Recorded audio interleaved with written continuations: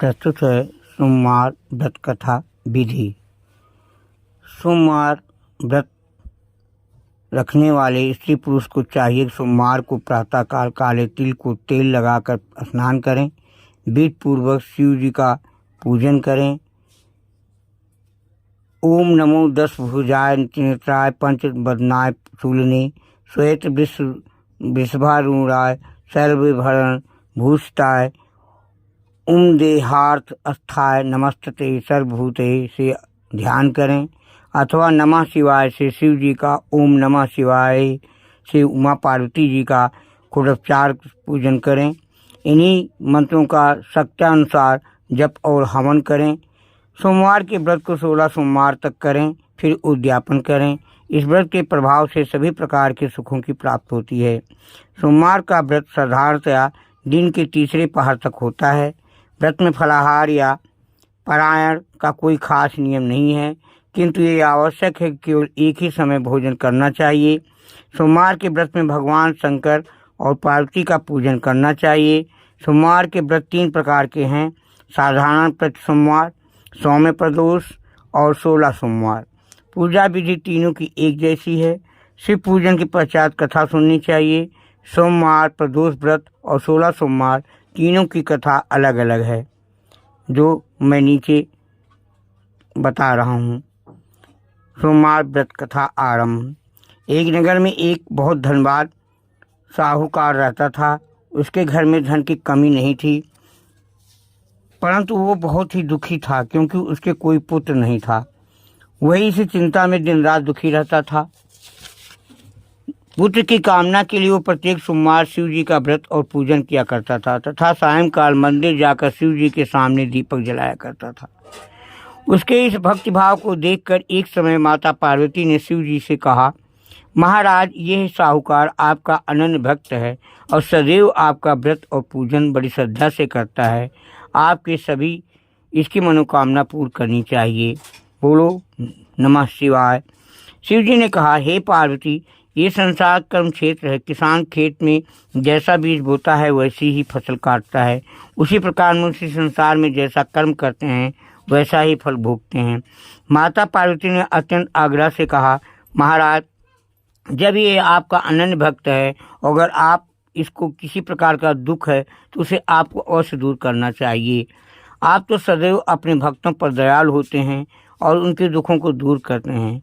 यदि आप ऐसा नहीं करेंगे तो मनुष्य आपका पूजन तथा व्रत क्यों करेंगे। माता पार्वती का ऐसा आग्रह देख शिव जी कहने लगे, हे पार्वती, इसके कोई पुत्र नहीं है। इसी चिंता में वो अति दुखी रहता है। इसके भाग में पुत्र न होने पर भी मैं इसको पुत्र प्राप्ति का वर देता हूँ, परंतु ये पुत्र केवल 12 वर्ष तक जीवित रहेगा। इसके पश्चात वो मृत्यु को प्राप्त हो जाएगा। इससे अधिक मैं इसके लिए कुछ नहीं कर सकता। माता पार्वती और शिव जी का ये वार्तालाप साहूकार सुन रहा था। इससे उसको ना तो प्रसन्नता हुई ना ही दुख हुआ। वो पूर्व की तरह शिव जी का व्रत और पूजन करता रहा। कुछ समय पश्चात साहूकार की स्त्री गर्भवती हुई और 10वें महीने उसके गर्भ से अति सुंदर पुत्र उत्पन्न हुआ। साहूकार के घर में बहुत खुशी मनाई गई, परंतु साहूकार तो ये जानता था कि वो उसकी केवल 12 वर्ष की आयु है, इसलिए उसने अधिक प्रसन्नता प्रकट नहीं की और ना ही किसी को ये भेद बताया। जब वो बालक 11 वर्ष का हो गया तो बालक की माता ने उसके पिता से उसका विवाह करने के लिए कहा। साहूकार ने कहा, अभी मैं इसका विवाह नहीं करूंगा, मैं अपने पुत्र को काशी पढ़ने के लिए भेजूंगा। साहूकार ने बालक के मामा को बुलाकर उसको बहुत सा धन देकर कहा, तुम इस बालक को काशी पढ़ने के लिए ले जाओ और रास्ते में जिस स्थान पर भी जाओ, यज्ञ करते, ब्राह्मण को भोजन कराते और दक्षिणा देते हुए जाना। दोनों माँ भांजे यज्ञ करते, ब्राह्मणों को भोजन कराते तो दक्षिणा देते काशी की ओर चल पड़े। रास्ते में एक शहर पड़ा। उस शहर में राजा की कन्या का विवाह था, परंतु जो राजकुमार विवाह करने आया था वो एक आंख से काना था। उसके पिता माता राजा को इस बात की बड़ी चिंता थी कि कहीं राजकुमार को देख राजकुमारी तथा उसके माता पिता विवाह में किसी प्रकार की अड़चन पैदा न कर दें। जब उसने सेठ के अति सुंदर लड़के को देखा तो मन में विचार किया कि क्यों ना द्वाराचार के समय इस लड़के से उस वर का काम चलाया जाए। ऐसा मन में विचार कर राजकुमार के पिता ने उस लड़के और मामा से बात की, वे राजी हो गए। फिर उस साहूकार के लड़के को बर के कपड़े पहना कर तथा घोड़ी पर बैठा कर कन्या के द्वार पर ले गए। सभी कार्य प्रसन्नतापूर्वक पूर्ण हो गया। राजकुमार के पिता ने सोचा कि यदि विवाह भी इसी लड़के से करा लिया जाए तो क्या बुराई है। ऐसा विचार कर लड़के और उसके मामा ने कहा, यदि आप फेरों और कन्यादान के काम को भी करा दें तो आपकी बड़ी कृपा होगी, मैं इसके बदले आपको बहुत सारा धन दूंगा। दोनों ने इसे सहर्ष स्वीकार कर लिया। विवाह कार्य बहुत अच्छी तरह से संपन्न हो गया। सेठ का पुत्र जिस समय जाने लगा तो उसने राजकुमारी को चुंदड़ी के पल्ले पर लिख दिया, तेरा विवाह मेरे साथ हुआ है, परंतु जिस राजकुमार के साथ तुमको भेजेंगी वो एक आंख से काना है। मैं काशी जी पढ़ने जा रहा हूँ। सेठ के लड़के के जाने के पश्चात राजकुमारी ने जब चुंदड़ी पर ऐसा लिखा हुआ पाया तो उसने काने राजकुमार के साथ जाने से मना कर दिया। उसने अपने माता पिता को सारी बात बता दी और कहा कि ये मेरा पति नहीं है, मेरा विवाह इसके साथ नहीं हुआ। जिसके साथ मेरा विवाह हुआ वो तो काशी पढ़ने गया है। राजकुमारी के माता पिता ने अपनी कन्या को विदा नहीं किया और बारात वापस चली गई। उधर सेठ का लड़का और उसका मामा काशी पहुंच गए। वहां जाकर उन्होंने यज्ञ करना और लड़के से ने पढ़ना शुरू कर दिया। जब लड़के की आयु 12 साल की हो गई तो उस दिन उसने यज्ञ रचा रखा था। लड़के ने अपने मामा से कहा, मामा जी आज मेरी तबीयत कुछ ठीक नहीं है। मामा जी ने कहा, अंदर जाओ सो जाओ। लड़का अंदर जाकर सो गया और थोड़ी देर में उसके प्राण निकल गए। जब उसके मामा ने जाकर देखा तो उसका भांजा मृत पड़ा है तो उसको बहुत बड़ा दुख हुआ। उसने सोचा, अगर मैं अभी रोना पीटना मचा दूंगा तो यज्ञ का कार्य अधूरा रह जाएगा। अतः उसने जल्दी से यज्ञ का कार्य समाप्त करवा कर ब्राह्मणों के जाने के बाद रोना पीटना शुरू कर दिया। संजोग बस उसी समय शिव पार्वती उधर से जा रहे थे। तब उन्होंने जोर जोर से रोने की आवाज़ सुनी तो पार्वती जी कहने लगी, महाराज कोई दुखिया रो रहा है, उसके कष्ट को दूर कीजिए। जब शिव पार्वती वहां पहुंचे तो उन्होंने पाया कि वहां एक बालक मृत पड़ा था। माता पार्वती कहने लगी, महाराज ये तो सेठ का लड़का है जो आपके वरदान से उत्पन्न हुआ था। शिव जी ने कहा, हे पार्वती इसकी आयु इतनी ही थी, वो भोग चुका। तब पार्वती जी ने कहा, हे महाराज इस बालक को और आयु दे दो, नहीं तो इसके माता पिता तड़प तड़प कर मर जाएंगे। माता पार्वती के बार बार आग्रह करने पर शिव जी ने उसको जीवन का वरदान दिया। शिव जी की कृपा से वो लड़का जीवित हो गया। शिव जी और पार्वती कैलाश पर्वत को चले गए। शिक्षा पूर्ण होने पर लड़का और उसका मामा उसी प्रकार यज्ञ करते, ब्राह्मणों को भोजन कराते तथा दक्षिणा देते अपने घर की ओर चल पड़े। रास्ते में उसी शहर में आए जहाँ उस लड़के का वहाँ की राजकुमारी से विवाह हुआ था। वहाँ आकर उन्होंने यज्ञ आरंभ किया। उस लड़के के ससुर वहाँ के राजा ने उसको पहचान लिया और महल में ले जाकर उसकी बहुत आवभगत की। बहुत से दास दासियों सहित आदरपूर्वक अपनी राजकुमारी और जमाई को विदा किया। जब वे अपने शहर के निकट आए तो मामा ने कहा, मैं पहले तुम्हारे घर जाकर तुम्हारे माता पिता को खबर कराता हूँ।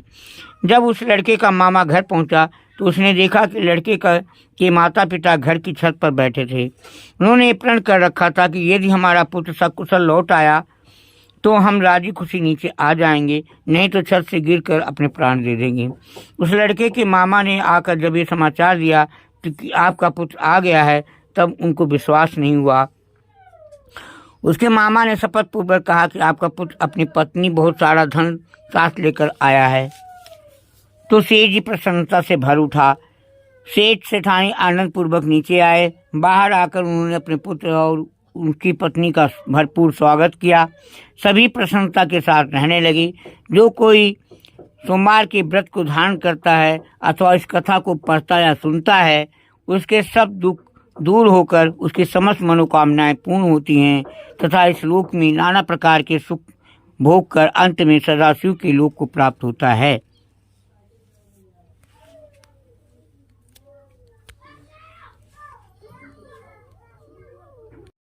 त्रिगुण शिव जी की आरती। जय शिव ओंकारा, हर जय शिव ओंकारा, ब्रह्मा विष्णु सदाशिव अर्धांगी धारा, ओम जय शिव ओंकारा। हर जय शिव ओंकारा, स्वामी जय शिव ओंकारा। एकानन चतुरानन पंचानन राजी, स्वामी पंचानन राजी। हंसानन गरुड़ासन वृषवाहन साजी, ओम जय शिव ओंकारा। दो भुज चार चतुर्भुज दस भुज ते सोहे, स्वामी दस भुज ते सोहे। तीनों रूप निरखता, तीनों रूप निरखता, त्रिभुवन जन मोहे, ओम जय शिव ओंकारा। अक्षमाला बनमाला मुंडमाला धारी, स्वामी मुंडमाला धारी। चंदन मृग मद सोहे, चंदन मृग मद सोहे, भोले सुफकारी, ओम जय शिव ओंकारा। स्वामी जय शिव ओंकारा। श्वेतांबर पीतांबर बाघांबर अंगी, स्वामी बाघांबर अंगी। सनकादिक ब्रह्मादिक, सनकादिक ब्रह्मादिक, भूतादिक संगी, ओम जय शिव ओंकारा। कर की मध्य कमंडल चक्र त्रिशूल धरता, स्वामी चक्र त्रिशूल धरता। जग करता जग भरता, जग करता जग भरता, जग संहार करता, ओम जय शिव ओंकारा। ब्रह्मा विष्णु सदा जानत अविवेका, स्वामी जानत अविवेका। प्रणवाक्षर के मध्य, प्रणवाक्षर के मध्य, ये तीनों एका, ओम जय शिव ओंकारा। त्रिगुण शिव जी की आरती जो कोई नर गावे, स्वामी प्रेम सहित गावे। कहत शिवानंद स्वामी, कहत शिवानंद स्वामी, मनवांछित फल पावे, ओम जय शिव ओंकारा। स्वामी जय शिव ओंकारा, स्वामी जय शिव ओंकारा।